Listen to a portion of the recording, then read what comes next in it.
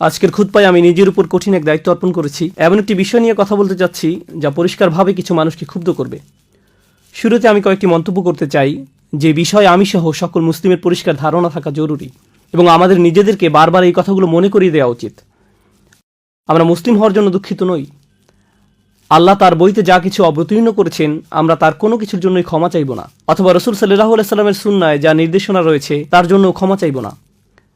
আমরা কারো কাছে ব্যাখ্যা করার জন্য দায়বদ্ধ নই।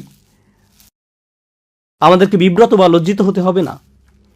তোমাদের ধর্মগ্রন্থে অমুক অমুক কথা বলা হয়েছে, কিভাবে তুমি এটা বিশ্বাস করতে পারো? তোমাদের নবী অমুক অমুক কথা বলেছেন, কিভাবে তুমি এটা বিশ্বাস করতে পারো? তুমি কিভাবে এর সাথে একমত হতে পারো? কিছু মানুষ আমাদেরকে সর্বদা এমন পজিশনে ফেলতে চাইবে। তখন আমাদের মনে হবে এর একটা জবাব দেওয়া দরকার। কোনো কোনো সময় আমরা উত্তর জানি না। মাঝে মাঝে আমরা আমাদের রাসূল সাল্লাল্লাহু আলাইহি সাল্লাম সম্পর্কে বিভিন্ন কথা শুনে থাকবো, বা কোরআন থেকে বিভিন্ন উদ্ধৃতি তুলে এনে কেউ আপনাকে বলবে এই কথাগুলো তো খুবই বর্বর শোনায়, এই কথাগুলো হিংস্র শোনায়, এই কথাগুলো অমানবিক বা অন্যায্য শোনায়। কিভাবে তুমি এর সাথে একমত হতে পারো? তোমরা কি আসলে এমন জিনিস বিশ্বাস করো? তোমরা কি মনে করো এগুলো ঠিক আছে? প্রথমবার এমন কথা শুনলে আপনি হতচকিত হয়ে বলবেন, না, আমরা আসলে এর সাথে একমত নই। আপনি কিছুটা পেছনে সরে আসেন। তখন এটা বললে কোনো সমস্যা নেই যে আমি আসলে এই বিষয়টা ভালোভাবে বুঝি না। কিন্তু এভাবে বলা যাবে না যে কোরআন সুন্নায় যদি অমুক কথা আসলেই থেকে থাকে আমি এর সাথে একমত নই, কারণ আমরা দ্বিমত পোষণ করি না।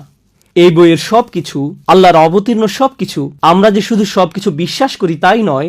যদিও কেউ কেউ অস্বস্তি অনুভব করে, প্রথমত এরকম অস্বস্তি অনুভব করার কোনো সুযোগ নেই। সুম্মা লা ইয়াজিদু ফি আনফুসিহিম হারাজাম মিম্মা কাদাইত, তাদের অন্তরে যেন কিছুমাত্র কুণ্ঠাবোধ না থাকে তোমার যে কোনো সিদ্ধান্তের ব্যাপারে। ইসলামের অনুসারী হিসেবে আমরা এমনই। এটাই আমাদেরকে মুসলিম বানায়। আমাদের যে শুধু অস্বস্তি থাকে না তাই নয়, বরং আমরা আল্লাহর নিকট আনন্দিত তিনি যত কিছু অবতীর্ণ করেছেন তার সব কিছুর জন্য। এই বই আমাদের জন্য অস্বস্তির কারণ নয়, এই বই আমাদের জন্য আনন্দের উৎস। ফাবিযালিকা ফালিয়াফরাহু হুয়া খায়রুম মিম্মা ইয়াজমাউন, কোরআনের জন্য তার আনন্দিত হোক। কোরআনের প্রতিটি আয়াত এটা আমার ইমানের অংশ, আপনার ইমানের অংশ। কোরআনের প্রতিটি আয়াতের জন্য আমরা দারুণভাবে প্রফুল্ল হওয়া উচিত, যার পরাণে আনন্দিত। এই বইয়ে বিশ্বাস স্থাপন করার কারণে আমি গর্বিত। এর প্রতিটি আয়াতের উপর আমার আত্মবিশ্বাস রয়েছে। এটা একটা সমস্যা যখন আমি আর আপনি চিন্তা করতে শুরু করি আল্লাহ কোরআনে কিছু কথা বলেছেন, জানি আমাদের সতর্ক থাকা উচিত। আমি কিভাবে এটা অন্যদের কাছে ব্যাখ্যা করব? ভাই, কোনো অমুসলিম যদি প্রশ্ন করে আমি সমস্যায় পড়ে যাব। আমরা গর্তে লুকিয়ে যাই। বিষয়টা আমার আপনার জন্য খুবই লজ্জার যে আমরা জানি না আল্লাহর বইতে কি বলা আছে। আর যখন আমরা জানি না আল্লাহর বইতে কি বলা আছে তখন আমরা তার ব্যাখ্যা করার চেষ্টা করি না। সর্বপ্রথম এই বিষয়টি আমি আপনাদের দৃষ্টিগোচর করতে চেয়েছিলাম আজকের আলোচ্য বিষয়ে ঝাঁপিয়ে পড়ার পূর্বে। দ্বিতীয় যে বিষয়টির প্রতি আমি আপনাদের মনোযোগ আকর্ষণ করতে চাই, এই বইটি শুধু হেদায়েতের বই নয়, এটি স্বাভাবিক মানব প্রকৃতির বই বটে, ফিতরাতের বই। আল্লাহ এই বইটি মানবজাতির উপকারার্থে নাজিল করেছেন। মূলত এমনকি জিনেরাও এই কিতাব থেকে উপকৃত হতে পারে। আর তিনি যেহেতু এই বই অবতীর্ণ করেছেন, তিনি একেবারে ভালো করেই জানেন কার কাছে এই বই পাঠানো হচ্ছে, যাদেরকে তিনি নিজেই সৃষ্টি করেছেন। আলা ইয়ালামু মান খালাক, যিনি সৃষ্টি করেছেন তিনি কি জানেন না? আল্লাহ আমাকে আপনাকে কোনো নির্দেশনা দিবেন না আমরা আসলে কে তা জানার পূর্বে। আর আমরা নিজেদের সম্পর্কে যতটুকু জানি তিনি তার চেয়েও বেশি জানেন। জানেন, কেউ কোনো উপদেশ দিলে আপনি হয়তো বলে ওঠেন উনি যদি আমার অবস্থা ভালোভাবে জানতেন তাহলে হয়তো ভিন্ন রকম উপদেশ দিতেন। কখনো কখনো আপনার খুব ব্যস্ত সময়ে আপনার বস হয়তো কিছু করতে বলে, তখন মনে মনে ভাবেন এই মুহূর্তে আমার হাতে অন্য অনেক কাজ আছে, উনি সেগুলো সম্পর্কে জানেন না। যদি উনি আমার অবস্থা পুরোপুরি জেনে ইনস্ট্রাকশন দিতেন তাহলে হয়তো তার ইচ্ছের পরিবর্তন ঘটত, তার সাথে আমার আপোষ করার একটা সুযোগ তৈরি হতো। কেউ জানে না আপনি কিসের মধ্য দিয়ে যাচ্ছেন, জীবন কিভাবে কাটছে, পরিস্থিতি কেমন যাচ্ছে, কেমন সামর্থ্য আছে আপনার। আল্লাহর চেয়ে ভালো কেউ জানে না। আর সে আল্লাহ আপনাকে আমাকে কোরআনের এই নির্দেশনাগুলো দান করছেন। সুতরাং তিনি যথাযথভাবেই জানেন তিনি কার সাথে কথা বলছেন এবং কি বলতে হবে। এই নির্দেশনাগুলো সমগ্র মানব জাতির জন্য যথাযথ এবং নিখুঁত। এটা আমার বিশ্বাসের অংশ। আমার এভাবে চিন্তা করা যে আল্লাহ এমন কিছু বলবেন যাতে আমার নিজের কোনো উপকার নেই, এমন চিন্তা আমার বিশ্বাসের বিপরীত। আল্লাহ কখনোই আমাকে আপনাকে কিছু করতে বলবেন না যদি না তাতে আমাদের জন্য উপকার থাকে। এই বইটি আমাদের জন্য আল্লাহর এক বিশাল অনুগ্রহ, আল্লাহর নিকট থেকে আমাদের জন্য রহমা। এজন্যই তিনি বলছেন আর রহমানু আল্লামাল কুরআন, আল্লাহর সকল নামের মধ্যে এই নামটি কোরআন শেখানোর সাথে যুক্ত করা হয়েছে। তিনি বলতে পারতেন আল আজিজ আল্লামাল কুরআন, কর্তৃত্বশালী কোরআন শিখিয়েছেন, যেন আমরা কোরআনকে নিজেদের উপর কর্তৃত্বশালী একটি বই হিসেবে গ্রহণ করি। কিন্তু না, তিনি এমন একজন শিক্ষক হিসেবে নিজের পরিচয় দিয়েছেন যিনি হলেন আর রহমান, অতিশয় বিস্ময়করভাবে দয়ালু, স্নেহপরায়ণ, কল্যাণকামী। তিনিই কোরআন শিক্ষা দিয়েছেন। অতএব তিনি যখন শেখাচ্ছেন ভালোবাসা থেকে, কল্যাণকামিতা থেকে এবং দয়া থেকে। তাই বাহ্যিক দৃষ্টিকোণ থেকে কোনো বিধানকে বেশ কঠোর মনে হলেও বস্তুত এটাও আমাদের জন্য একটা রহমা। এই ব্যাপারগুলো মনের মাঝে গেঁথে নেওয়ার পর আজকে আপনাদের সাথে আমি যা শেয়ার করতে চাই তা হলো আহকাম তথা আল্লাহর বিধানগুলো, আল্লাহর শাসন পদ্ধতিগুলো, আল্লাহর আদেশ নিষেধগুলো। যখন আমরা এগুলো সম্পর্কে ভালোভাবে না জানি তখন এগুলোকে কঠোর মনে হতে পারে। যখন এই বিধিবিধানগুলো ভালোভাবে জানবেন আর এই নিয়ে তো শেখার চেষ্টা করবেন না যে আপনি এগুলো আরেকজনকে ভালোভাবে বোঝাতে চান, আপনি এগুলো শিখবেন নিজের জন্য, ওইটা ভুল নিয়ত কোনো কিছু শেখার জন্য। তা এই জন্য নয় যে আপনার অমুসলিম কলিগকে ব্যাপারটা ভালো করে বোঝাতে পারেন। প্রথমত তাদের নিকট আমাদের ধর্মের সবকিছুর যৌক্তিক ব্যাখ্যা দাঁড় করাতে আমরা বাধ্য নই। আমরা ব্যাপারগুলো নিজেরা নিজেদের জন্য ভালোভাবে বুঝতে চাই, কারণ আল্লাহর কিতাবকে আরো ভালোভাবে বুঝতে আমি নিজেই নিজের কাছে বাধ্য। যখন এই কাজটি আগে সম্পন্ন করব তখন স্বাভাবিকভাবেই আমাদের অন্তরে এমন একটা বাসনা তৈরি হবে যে আমরা এর কল্যাণ অন্যদের সাথে শেয়ার করতে চাইব। যদি শুধু এই একটি কারণে ইসলাম শিখতে চান, মানুষের কাছে প্রচার প্রসার, এতে সমস্যা আছে। এটা ইসলাম শেখার কারণ হতে পারে না, যেন অমুসলিম বন্ধুদের কাছে আপনার লজ্জায় পড়তে না হয়, এটা কারণ হতে পারে না। এখন আলোচ্য বিষয় আবার ফিরে আসছি। আল্লাহ আজ্জা জাল্লার নাজিলকৃত আহকামগুলো, শাসন পদ্ধতিগুলো, আইনগুলো ও নির্দেশনাগুলো সরাসরি মানব প্রকৃতির কাছে আবেদন জানায়। কারণ আল্লাহ জানেন তিনি কাকে সৃষ্টি করেছেন এবং কার প্রতি নির্দেশনাগুলো জারি করছেন। তাই আমরা যখন আল্লাহর বিধানগুলো বুঝতে পারি, আল কোরআনের অভিমতে সেগুলো তখন আমাদের প্রকৃতির সাথে মিলে যায়। আপনার ভেতরে কিছু একটা আছে, একটা চেতনা আপনার ভিতরে আল্লাহ সৃষ্টি করেছেন। আপনার ভিতরে যে ফিতরাত আল্লাহ রেখে দিয়েছেন, যখন আল্লাহর বিধানগুলো বুঝতে পারেন অস্বস্তি লাগার কথা ভুলে যান। আপনি তখন বলে উঠবেন, এটা তো পুরোপুরি যৌক্তিক, ব্যাপারটি কি অসাধারণ প্রজ্ঞাময়, কি অসাধারণ সুন্দর। কিন্তু আমরা যদি এইরকম উপসংহারে পৌঁছাতে সক্ষম না হই, সম্ভবত এখনো আমরা যথেষ্ট চিন্তাভাবনা করিনি আল্লাহর আহকামগুলো নিয়ে, বিধিবিধানগুলো নিয়ে, শাসন পদ্ধতিগুলো নিয়ে। অন্যদিকে সম্ভবত আমাদের অন্তরে ময়লা জমা হয়ে গেছে। আল্লাহ আজ্জা জাল্লাহ আমাদেরকে উভয়টি দান করুন, আল্লাহর বইয়ের ভালো বুঝ এবং পরিশুদ্ধ অন্তর। তো আল কোরআনের রাজনৈতিকভাবে সবচেয়ে অশুদ্ধ আলোচনার একটি হলো নারী পুরুষের ব্যভিচারের শাস্তি। সেই শাস্তিটা হলো তাদেরকে বেত্রাঘাত করো, ফাজরিদু কুল্লা ওয়াহিদিম মিনহুমা মিআতা জালদাহ, তাদেরকে কষাঘাত করো বা চাবুক দিয়ে পেটাও 100 বার। তো খ্রিস্টানরা যখন ব্যঙ্গ করে বলে ব্যভিচারী এবং ব্যভিচারিণীকে কোরআন 100 বার চাবুক দিয়ে পেটাতে বলেছে, কিরকম এক বর্বর আইন এটা, তখন আমরা ভেবাচাকা খেয়ে যাই। না না, এখন আসলে আধুনিক যুগ, সমাজের এই অবস্থা এখন ভিন্ন, এতে সমস্যা নেই, যুগ পাল্টে গেছে। কি, একটু থামুন, আল্লাহর এই বই কালজয়ী। আল্লাহ কি বলেছেন তা আগে ভালো করে বুঝুন, অন্যের কাছে এটা ব্যাখ্যা করার পূর্বে। ইবনে আশুর রাহিমাহুল্লাহ আজ-জানিয়া জানিয়াত শব্দদ্বয়ের উপর মন্তব্য করতে গিয়ে বলেন, যেটা আয়াতের শুরুতে এসেছে, যেহেতু এটা ইসেম বা নাউন হিসাবে ব্যবহৃত হয়েছে, এটা ইঙ্গিত করে যে এই বিধান ওই সমস্ত মানুষদের জন্য যারা সব সময় বারবার ব্যভিচার করতে থাকে। এখানে পতিতাদের সম্পর্কে বলা হয়েছে, যারা অবৈধ দেহ ব্যবসার সাথে জড়িত, এখানে তাদের সম্পর্কে বলা হয়েছে। সবার আগেকার যুগে আলেমরা এটা নিয়ে বিশদ আলোচনা করেছেন, এটা তো আর এখন অবতীর্ণ হয়নি। প্রাচীনকালে বড় বড় আলেমরা এই আয়াতের প্রসঙ্গ নিয়ে বিস্তারিত আলোচনা করেছেন, এখানে কাদের সম্পর্কে বলা হচ্ছে। আর এটা মদিনার অন্যতম একটা বড় সমস্যা ছিল রাসূলের আগমনের পূর্বে সাল্লাল্লাহু আলাইহি সাল্লাম। এখন রাসূল সাল্লাল্লাহু আলাইহি সাল্লাম মদিনাতে এসেছেন, তবুও সমস্যাটি চলতে থাকলো। তাই কোরআনকে এই শহরে আগে থেকে চলে আসা একটি সমস্যা নিয়ে মন্তব্য করতে হয়। সমস্যাটা এতটাই প্রকট ছিল যে এই অংশটা গুরুত্বপূর্ণ। আমার মনে হয় এখানে উপস্থিত সবাই জেনে থাকবেন যে 4 জন সাক্ষী উপস্থিত করা ছাড়া ব্যভিচারের শাস্তি দেওয়া যায় না। আপনারা সবাই এটা শুনে থাকবেন হয়তো, 4 জন সাক্ষী থাকতেই হবে। এখন মাথায় সামান্যতম বুদ্ধি আছে এমন যে কোনো মানুষ এটা বুঝবে যে 4 জন ব্যক্তি সামনে রেখে কেউ কখনো এমন কাজ করে না। 4 জন সাক্ষীর সামনে কেউ এ কাজ কখনো করবে না।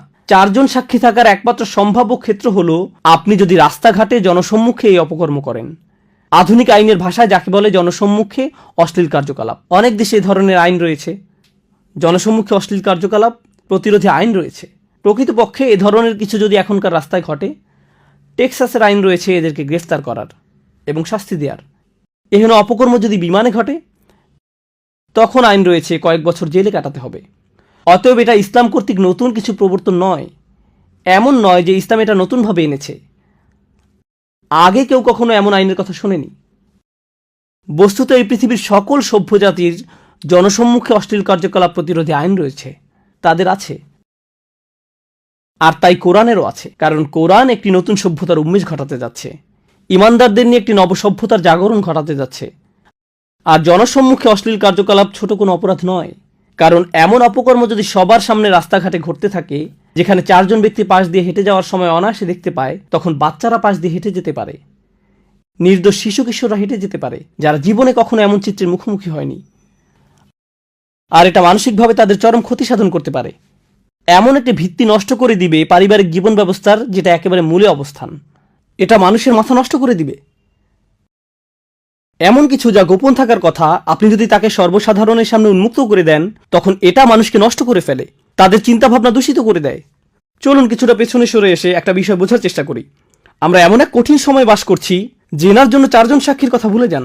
আপনি এখন 4 মিলিয়ন সাক্ষীও জোগাড় করতে পারবেন, কারণ পর্নোগ্রাফি ইন্ডাস্ট্রি, নোংরামের ইন্ডাস্ট্রি ব্যভিচার বিক্রি করে, বিলিয়ন বিলিয়ন ডলারের ব্যবসা করে। ইন্টারনেট মার্কেটিয়াররা বাঁশের লাঠি থেকে শুরু করে তোয়ালে পর্যন্ত যে কোনো কিছু বিক্রি করতে পারে। জানেন সবচেয়ে সফল ইন্টারনেট প্রোডাক্ট কি? পর্নোগ্রাফি ইন্ডাস্ট্রির প্রোডাক্ট। ইন্টারনেট মার্কেটিংয়ে তারাই লিডার।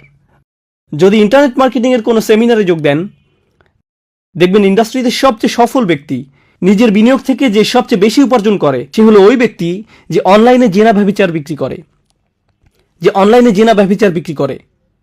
ওরাই একেবারে সবার আগে থাকে। তো ব্যাপারটা এখন সম্পূর্ণরূপে মানুষের চোখের সামনে।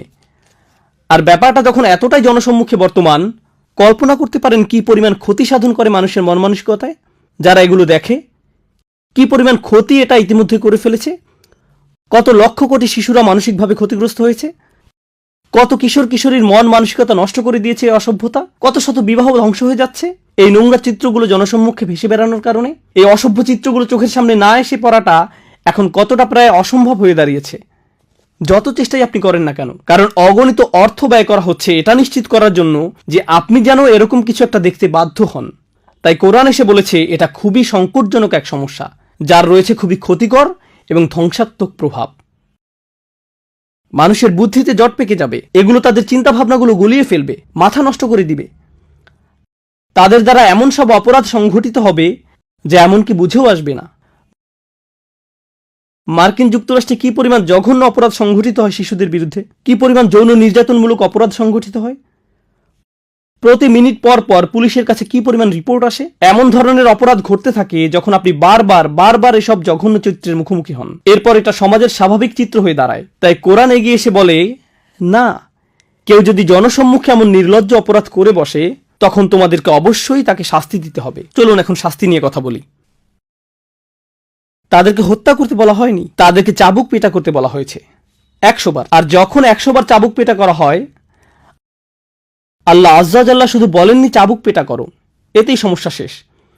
ইসলামী আইনবিদেরা, এই দিনের বড় বড় আলেমেরা, সাহাবারা সুদীর্ঘ আলাপ আলোচনা করতেন কিভাবে এই মানুষগুলোর সমস্যার সমাধান করা যায়।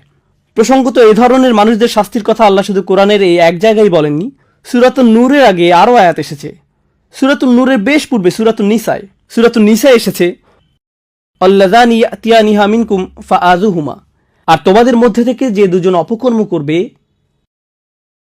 কোন লোক ইসলাম গ্রহণ করলো সে সময়ের মদিনাতে, সে ইসলাম গ্রহণ করলো, বা কোনো মেয়ে ইসলাম গ্রহণ করলো, কিন্তু ইসলাম গ্রহণ করার পূর্বে তারা বয়ফ্রেন্ড গার্লফ্রেন্ড ছিল, তারা বিবাহ বন্ধনে আবদ্ধ ছিল না। বিয়ে ছাড়া যে এমন সম্পর্ক স্থাপন করা যাবে না তা তারা জানতো না, কারণ তারা মুসলিম ছিল না। এখন হঠাৎ করে তারা ইসলাম গ্রহণ করে ফেললো। শাহাদা গ্রহণ করার পর 1 রাতের মধ্যেই তারা বিশাল ধার্মিক হয়ে গেছেন। ব্যাপারটা এমন নয়, তারাও মানুষ ছিলেন, তারা ধীরে ধীরে ধার্মিক হয়ে উঠছেন। যেমন আল্লাহ নিজেই বলছেন, লা তারকাবুন্না তাবাকান আন তাবাক, তোমরা অল্প অল্প করে নিজেদের উন্নত করে তুলবে।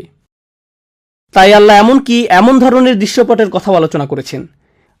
রাসূলের মাদানী জিন্দেগির একেবারে শুরুর দিকে এমনকি কোনো মুসলিমও হয়তো এ ধরনের কোনো ভুল কাজ করে ফেলতে পারে।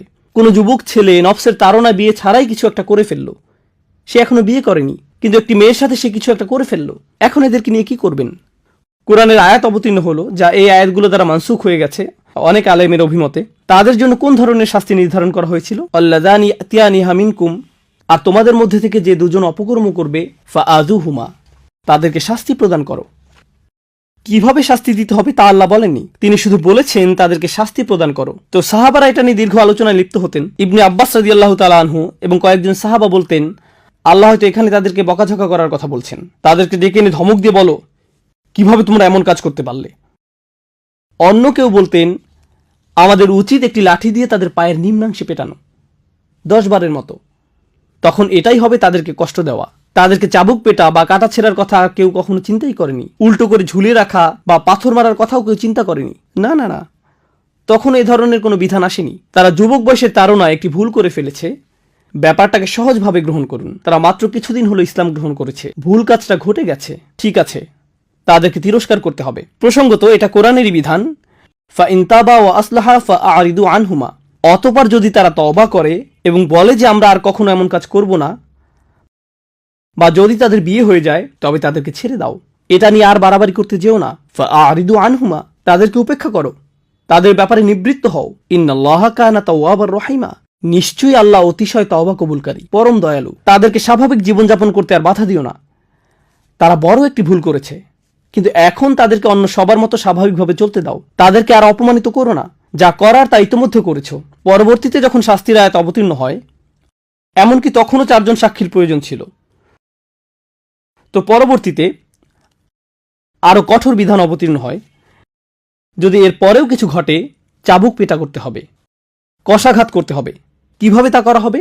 হয়তো ভাবছেন চামড়ার তৈরি বিশাল এক চাবুক নিয়ে খটাস খটাস আঘাত করা হবে, ফলে মানুষটার পিঠ থেকে চামড়া ছিঁড়ে রক্ত বের হবে। এরকম কষাঘাত চলবে 100 বার। 10 বারের মাথায় হয়তো লোকটা মরেই যাবে। না না না, একটু থামুন। ইসলামী আইনবিদগণ এটা নিয়ে ব্যাপক আলোচনা করেছেন। তারা বলেছেন অতি গরম কোনো দিনে চাবুক মারা যাবে না, বা অতি শীতের দিনেও নয়, কারণ চামড়া তখন বেশি স্পর্শকাতর থাকে। রোদের মধ্যে দাঁড় করিয়েও নয়, কারণ আল্লাহ তাদেরকে এমন শাস্তি দেওয়ার ইচ্ছা করেননি। যে ব্যক্তি চাবুক পেটা করবে তার বগল যেন দৃষ্টিগোচর না হয়, সে যেন এভাবে পূর্ণ শক্তিতে না পেটায়। কারণ আমরা মনে করি শাস্তি যেহেতু দিতে হবে, তাই বিশাল দেহের অধিকারী মানবরূপী কোনো দানবকে নিয়ে আসতে হবে, সে কঠোরভাবে পেটাতে পারবে। না না, মূল উদ্দেশ্য এটা নয়। বস্তুত এ শাস্তি অনেকটাই আনুষ্ঠানিকতা মাত্র। ইসলামের ইতিহাসে এ শাস্তি বাস্তবায়িত হয়েছিল মাত্র, প্রসঙ্গত ইসলাম মহাদেশের পর মহাদেশ জুড়ে ছড়িয়ে পড়েছিল। আপনারা জানেন সেটা। গত 1400-1500 বছর যাবৎ কোটি কোটি মানুষ ইসলামের ছায়াতলে আশ্রয় গ্রহণ করেছিল। গোটা সময়টা জুড়ে সম্ভবত 3-4 বারের এমন ঘটনা ঘটার রেকর্ড পাওয়া যায়। আর শাস্তি কার্যকর করার মতো একটা উপলক্ষ তৈরি হয়নি। এটা ইসলামের ইতিহাস, মহাদেশের পর মহাদেশ জুড়ে। কিন্তু যদি কখনো শাস্তি দেওয়ার মতো উপলক্ষ তৈরি হয়, মনে রেখো চাবুক মারার সময় বগল যেন দৃষ্টিগোচর না হয়। শরীরের কোনো জায়গায় আঘাত করলে যদি তা প্রাণঘাতী হয়ে যাবার সম্ভাবনা দেখা দেয়, সেখানে আঘাত করো না। যদি আঘাতের ফলে শরীরের কোনো অংশ ফেটে যায়, দ্বিতীয়বার সেখানে আঘাত করো না। মুখে আঘাত করো না, স্পর্শকাতর কোনো স্থানে আঘাত করো না। এভাবে পুঙ্খানুপুঙ্খ নির্দেশ দেয়া হয়েছে। কিন্তু এটা আসলে আমার খুতবার মূল বিষয়বস্তু নয়। এই শাস্তি ব্যাখ্যা করার জন্য আজকের খুতবার অবতারণা করা হয়নি। ব্যাপারটা হলো আল্লাহ সিদ্ধান্ত নিয়েছেন জনসম্মুখে অশ্লীল কার্যকলাপ বড় ধরনের অপরাধ, কারণ এটা সমাজ নষ্ট করে ফেলে, তাই এর জন্য শাস্তি দিতে হবে।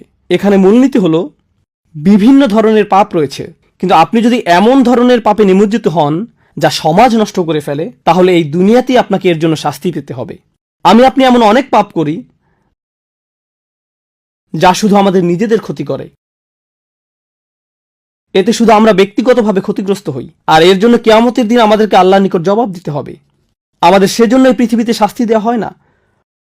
শরীয়ত আপনার জন্য কোনো শাস্তি নির্ধারণ করে না এই দুনিয়াতে, কারণ ক্ষতিটা শুধু আপনার নিজের বা পরিবারের মধ্যে সীমাবদ্ধ এমন কিছু। কিন্তু আপনি যখন এমন কোনো অপরাধ করেন যা অন্যদের যন্ত্রণা দেয়, অন্যদের ক্ষতি করে, সমাজ নষ্ট করে ফেলে, তখন ইসলামে এর জন্য সামাজিক শাস্তির বিধান রয়েছে। আপনার সব কাজের জন্য আল্লাহ আপনাকে শাস্তি দিতে আগ্রহী নন। আমাদের ধর্ম এমন নয়। আপনি অন্য কিছুর সাথে তালগোল পাকিয়ে ফেলছেন। এখন যদি এই ব্যাপারটা ভালোভাবে বুঝতে সক্ষম হন, তাহলে আমার আজকের খুতবার একেবারে মূল বিষয়বস্তুটা শুনুন। যে বিষয়টা আমি বোঝাতে চাই, কতবার চাবুক পেটা করতে হবে? 100 বার। এরপর আল্লাহ আরেকটি অপরাধের কথা উল্লেখ করেন, যা প্রায় জেনার মতোই জঘন্য, প্রায় জেনার মতোই খারাপ, কারণ সে অপরাধের জন্য 80 বার চাবুক পেটা খেতে হবে। 80 বার। ব্যবহারিক দৃষ্টিকোণ থেকে বলতে গেলে কাউকে যদি 100 বার কষাঘাত করা হয় এবং অন্য একজনকে 80 বার, এর মাঝে আসলে তেমন কোনো পার্থক্য নেই। উভয় ক্ষেত্রেই ব্যাপারটা অপমানজনক, উভয় ক্ষেত্রেই বিব্রতকর। প্রসঙ্গত, আমি পূর্বের আয়াতের শেষাংশে উল্লেখ করিনি, যখন চাবুক পেটা করা হচ্ছে আল্লাহ বলেন ওয়ালিয়াশহাদ আযাবাহুমা তাইফাতুম মিনাল মুমিনিন, সবার আগে ওয়ালা তাখুযুকুম বিহিমা রাফাতুম ফি দীনিল্লাহ, আল্লাহর আইন কার্যকর করার ব্যাপারে তাদের প্রতি দয়া মায়া তোমাদেরকে যেন প্রভাবিত না করে। অন্য কথায়, এমনকি যে ব্যক্তি শাস্তি কার্যকর করে তারও খারাপ লাগে এবং বলে আমি এটা করতে চাই না। আর আল্লাহ বলছেন আমি জানি তুমি এটা করতে চাও না, কিন্তু তবু তোমাকে এটা করতে হবে। আল্লাহ তাকে কঠোর হতে বলছেন না, আল্লাহ তাকে বলছেন আমি স্বীকার করে নিচ্ছি তোমার পাপী মুসলিম ভাইয়ের জন্য তোমার দরদ রয়েছে।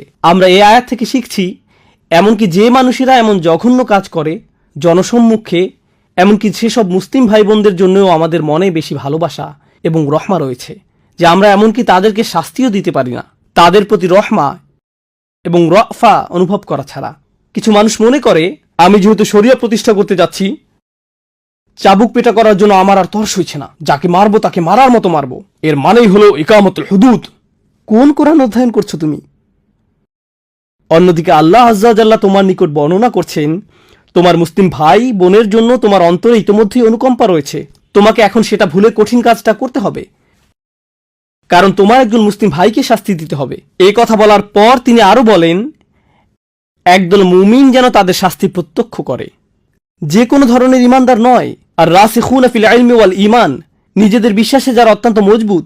তিনি এভাবে বলেননি আল্লাযীনা আমানু, তিনি বলেছেন মুমিনিন। সুতরাং পরিপক্ক ইমানদারদের একটি দল যেন তাদের শাস্তি প্রত্যক্ষ করে। তাহলে পরিপক্ক ইমানদারেরা তথা ইবাদতকারীরা, আধ্যাত্মিক দিক থেকে পূর্ণতা প্রাপ্তরা, বয়স্ক মানুষেরা, প্রজ্ঞাবান মানুষেরা এই শাস্তি প্রত্যক্ষ করছে। কেন কেন তাদেরকে দেখতে হবে? এটা দেখার জন্য তো যুবক ছেলেমেয়েদের নিয়ে আসা উচিত, এই যে তোমরা ভুলেও এ কাজ করতে যেও না, করলে কেমন শাস্তি পেতে হবে দেখতে পাচ্ছ তো। কিন্তু আল্লাহ এটা বলেননি, আল্লাহ বলেছেন মুমিনদের নিয়ে এসো। ইবনে কাইয়্যিম সহ বড় বড় আলেমরা এই ব্যাপারটা নিয়ে মন্তব্য করেছেন, যে কারণে মুমিনদের নিয়ে আসা উচিত, যেন মুমিনরা এই শাস্তিপ্রাপ্ত ব্যক্তির জন্য দোয়া করতে থাকেন, কারণ সে তো এখনো মৃত্যুবরণ করেনি, এখনো সে জীবিত। আল্লাহ যদি তার জন্য জাহান্নাম নির্ধারণ করে ফেলতেন তাহলে তাকে আর নিঃশ্বাস নিতে দিতেন না। যতক্ষণ পর্যন্ত তার নিঃশ্বাস চালু আছে তার জন্য তওবার দরজা খোলা আছে। তার পাপের প্রায়শ্চিত্ত তো সে দুনিয়াতেই করে ফেলছে, এখন মানুষের দোয়া তার কাজে আসতে পারে। ইয়া আল্লাহ, তাকে ধৈর্য দান করুন, তাকে তাওবা দান করুন, তার তাওবা কবুল করে নিন, সে যেন সামনের দিনগুলোতে ভালোভাবে পার করতে পারে। আখিরাতে তাকে উত্তম পরিণতি দান করুন। যারা এই শাস্তি প্রত্যক্ষ করবে তারা ঠিক এভাবে দোয়া করবে। বিদ্রুপ করা দর্শনার্থীদের কাজ নয়, তাদের কাজ এটা নয়। কোরআনের শিক্ষা এমনই। তো এটা গেল 100টি বেত্রাঘাতের বিবরণ। কিন্তু কোন অপরাধের জন্য 80টি বেত্রাঘাত? আমার শরীরে কম্পন এসে গিয়েছিল যখন এটা পড়ছিলাম। আল্লাহর কসম, আমি কেঁপে উঠেছিলাম। ওয়াল্লাযীনা ইয়ারমুনাল মুহসানাত, যারা, আমি প্রথমে একটু খারাপভাবে অনুবাদ করছি, যারা ভদ্র মেয়েদের বিরুদ্ধে অপবাদ দেয়, যারা ভালো মেয়েদের প্রতি মিথ্যা অপবাদ আরোপ করে। এটা সর্বোত্তম অনুবাদ নয়, কিন্তু আপনারা কিছুটা ধারণা পাবেন যে আয়াতটি কি নিয়ে কথা বলছে। আচ্ছা, আল্লাহ কোন ধরনের ভাষা ব্যবহার করছেন তা বলছি। আল্লাহ বলেছেন যারা কিছু নিক্ষেপ করে, ইয়ারমুনা, যারা কিছু নিক্ষেপ করে এমন নারীদের বিরুদ্ধে যারা পরিবারের নিরাপত্তা বেষ্টনীতে রক্ষিত। মুহসানাত মানে ক্যাম্পের ভেতরের নারীরা, দুর্গের ভেতরের নারীরা। আল্লাহ পরিবারকে এক ধরনের প্রতিরক্ষা হিসেবে বর্ণনা করেছেন। তাই তারা মা হোক, মেয়ে হোক, কিংবা বোন হোক, স্ত্রী হোক, তারা সবাই মুহসানাত, সবাই সুরক্ষিত। এই সমস্ত নারীরা যারা একটি পরিবারের অংশ, কেউ যদি এদের প্রতি কিছু নিক্ষেপ করে, এখন এর মানে কি? কোরআন হলো আবলাগুল কালাম। আমি আমার খুতবার আরবি অংশে যেমন বলেছিলাম, সবচেয়ে নিখুঁত বক্তব্য। আল্লাহ বলতে পারতেন আল্লাযীনা ইয়াত্তাহিমুনাল মুহসানাত বিজ্জিনা, যারা নারীদের বিরুদ্ধে ব্যভিচারের অভিযোগ আরোপ করে। আওদাহ, এটা আরো বেশি স্পষ্ট, কিন্তু তিনি এটা বলেননি। আল্লাহ আজ্জা ওয়া জাল্লা তার বক্তব্যে খুবই সুনির্দিষ্ট। মানুষ তো আর একজন নারীর কাছে গিয়ে বলবে না যে সে ব্যভিচার করেছে। তারা এভাবে কানাঘোষা করবে, ওই যে ওই মেয়েটা, আমার মনে হয় সেদিন আমি তাকে অমুক ছেলের সাথে দেখেছি। আমি জানি না তারা কি নিয়ে কথা বলেছিল। শুধু এতটুকু বললেই আপনি অপরাধী। জানেন মানুষ কি করে? সবচেয়ে জঘন্য কিছু বলার আগে আমি বলছি না যে সে, কিন্তু যখনই আপনি বলেন আমি বলছি না যে, তার মানে আপনি সবচেয়ে জঘন্য কিছু বলতে যাচ্ছেন। যদি কিছু না বলতেন কতই না ভালো হতো, কিন্তু আপনি বলছেন। আর মানুষ যখন এমনটা করে, বাজে মন্তব্য ছুড়ে দেয়, ওই যে ওই দুইটা, আমি জানি না ওদের ভিতরে কি হচ্ছে। ডাল মে কুছ কালা হ্যায়, কুছ চক্কর চল রাহা হ্যায়, কিছু একটা হচ্ছে।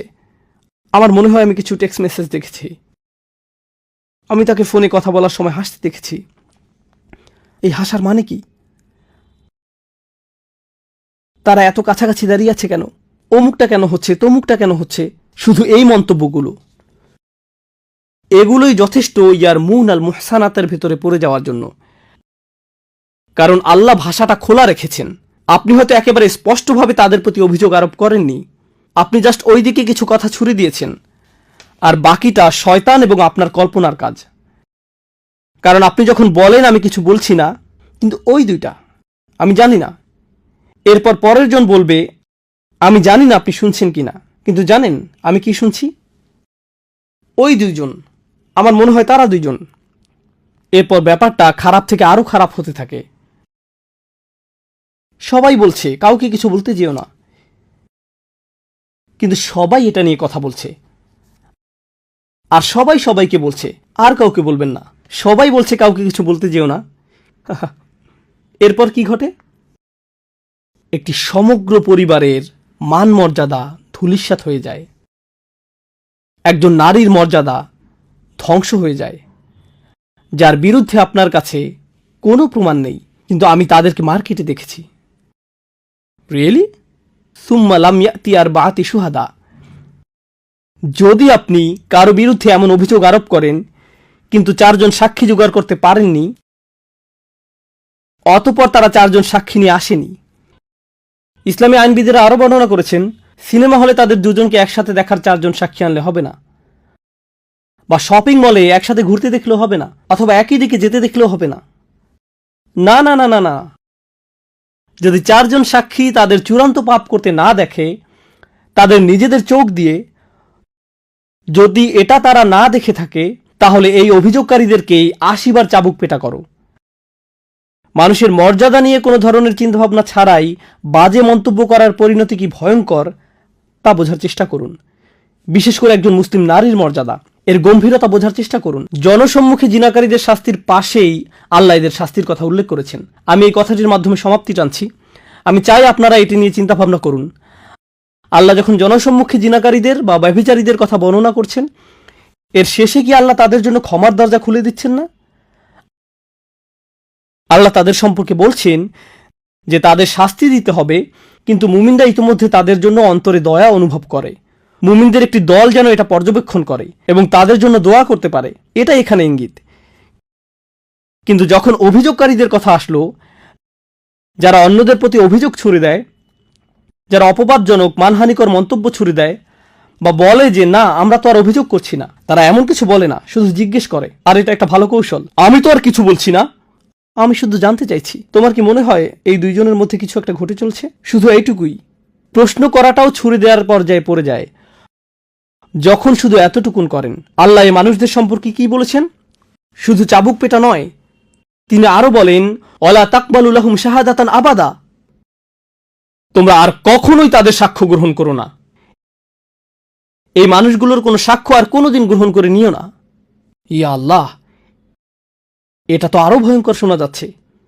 এটাই শেষ নয়, তদুপরি ওয়া উলাইকা হুমুল ফাসিকুন, আর এরাই হলো চূড়ান্ত নীতিভ্রষ্ট। আল্লাহ এ কথা এমনকি ব্যভিচারীদের সম্পর্কেও বলেননি, তিনি তাদের সম্পর্কে বলেননি, কিন্তু এদের সম্পর্কে বলেছেন ওয়া উলাইকা হুমুল ফাসিকুন। প্রশ্ন হলো কেন এদের চাবুক পেটা করা হচ্ছে? এটাই খুতবার শেষ কথা। কেন এদের চাবুক পেটা করা হচ্ছে? কারণ আপনি যখন এরকম মন্তব্য ছুড়ে দেন, আপনিও সমাজ নষ্ট করছেন।